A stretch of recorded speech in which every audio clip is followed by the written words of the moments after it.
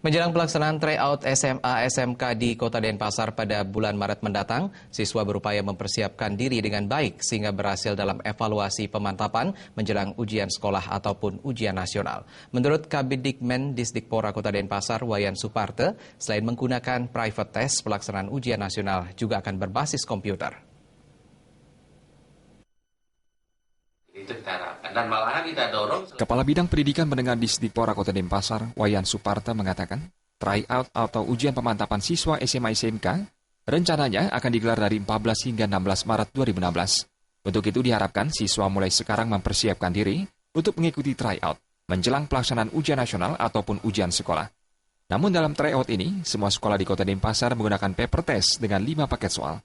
Sementara pada pelaksanaan ujian nasional, selain menggunakan paper test, digunakan ujian nasional berbasis komputer atau UNBK.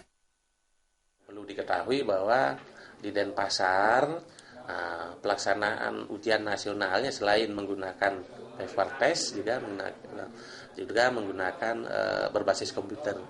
Ujian nasional berbasis komputer itu. Nah, namun pada tryout ini, jadi semua sekolah kita berlakukan sama, jadi menggunakan paper test itu ya.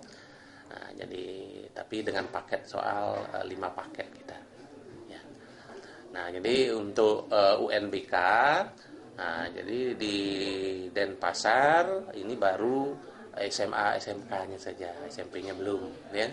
Nah, jadi tahun ini mudah-mudahan nanti tahun ke depan, jadi SMP maupun SMA SMK ini makin bertambah.